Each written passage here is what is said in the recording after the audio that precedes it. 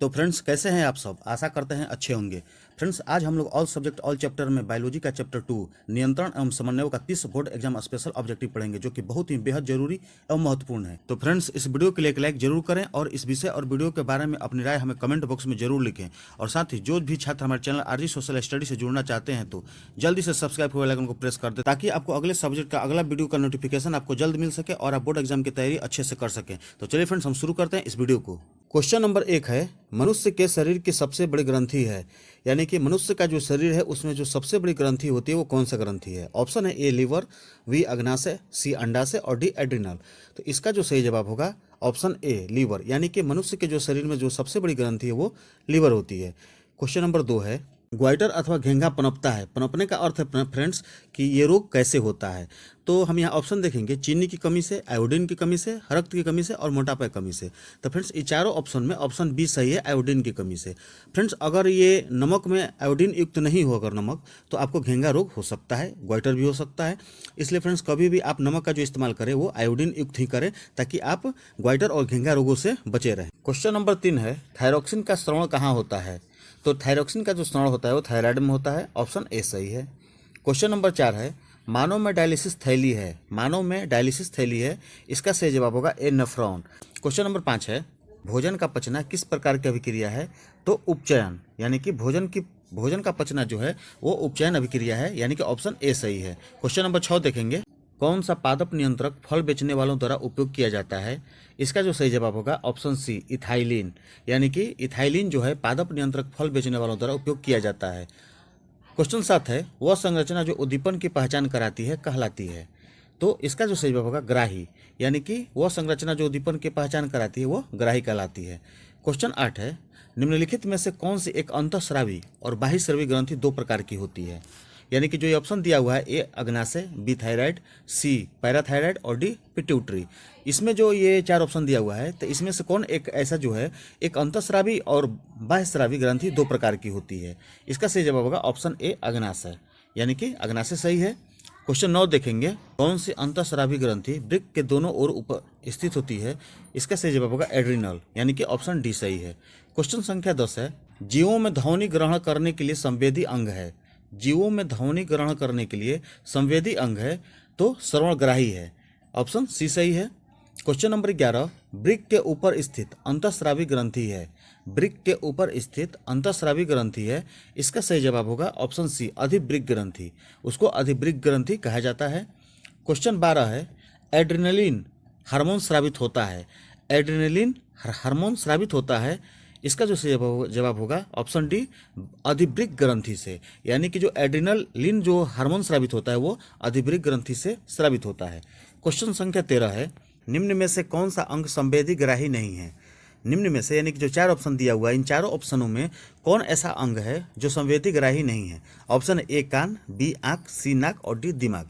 इसका जो सही जवाब होगा ऑप्शन डी दिमाग, यानी कि जो दिमाग जो है ये जो अंग है ये संवेदी ग्राही नहीं है।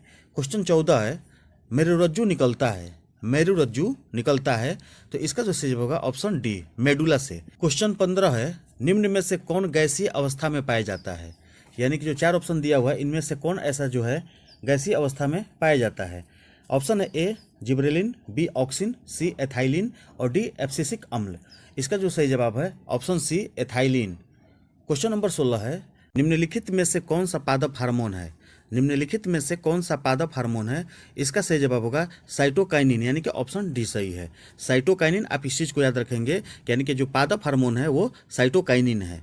क्वेश्चन 17 है, दो तंत्रिका कोशिका के मध्य खाली स्थान को कहते हैं। यानी कि जो दो तंत्रिका कोशिका के मध्य में जो खाली स्थान होता है उसको क्या कहते हैं?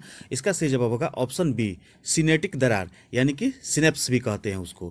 क्वेश्चन 18 है, मस्तिष्क उत्तरदायी है। मस्तिष्क उत्तरदायी है, ऑप्शन ए सोचने के लिए, ऑप्शन बी हृदय स्पंदन के लिए, ऑप्शन सी शरीर का संतुलन बनाने के लिए, ऑप्शन डी उपरोक्त सभी।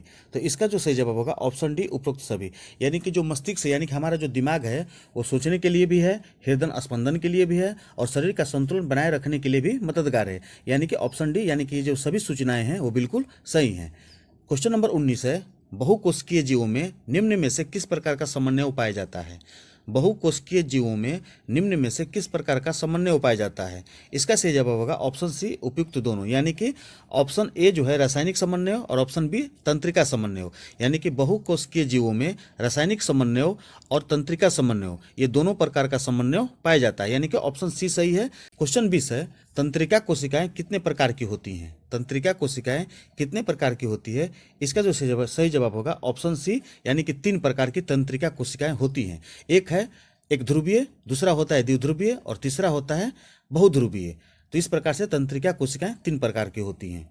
क्वेश्चन 21 है, प्रतिवर्ती चाप कहाँ बनते हैं? प्रतिवर्ती चाप कहाँ बनते हैं? इसका सही जवाब होगा ऑप्शन ए, मेरुरज्जु में, यानी कि प्रतिवर्ती चाप जो है मेरुरज्जु में बनते हैं। क्वेश्चन नंबर 22 है, शरीर की प्रधान नियंत्रण ग्रंथि किसे कहा जाता है? आप प्रधान नियंत्रण ग्रंथि को याद रखेंगे तो सवाल आपको याद रहेगा और इसके बदले आपको जवाब जल्द याद हो जाएगा। यानी कि शरीर की प्रधान नियंत्रण ग्रंथि किसे कहा जाता है? तो इसका जवाब होगा पीयूष ग्रंथि को, यानी कि ऑप्शन बी सही है। प्रधान नियंत्रण ग्रंथि पीयूष ग्रंथि को कहा जाता है। क्वेश्चन 23 है, अंतःस्रावी ग्रंथियां होती हैं। अंतःस्रावी ग्रंथियां होती है तो आप इसको याद रखेंगे कि नालिका विहीन, यानी कि ऑप्शन ए सही है। अंतःस्रावी ग्रंथियां नालिका विहीन होती हैं। क्वेश्चन नंबर 24 है, लैंगर-हैंस की दीपिकाएं पाई जाती हैं। लैंगर-हैंस की दीपिकाएं पाई जाती हैं, इसका सही जवाब होगा ऑप्शन डी, अग्नाशय में, यानी कि लैंगर-हैंस की दीपिकाएं अग्नाशय में पाई जाती है। क्वेश्चन नंबर 25 है, थायराइड ग्रंथि की अल्पक्रियता के कारण कौन सा रोग उत्पन्न होता है?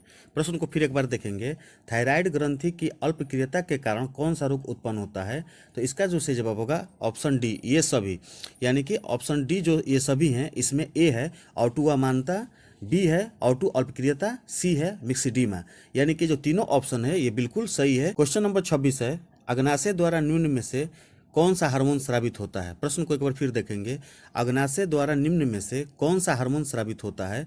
तो ऑप्शन जो इसका फ्रेंड सही होगा ऑप्शन सी, यानी कि दोनों, इंसुलिन और ग्लूकोगॉन, यानी कि अग्नाशय द्वारा इंसुलिन और ग्लूकोगॉन ये दोनों हार्मोन स्रावित होता है।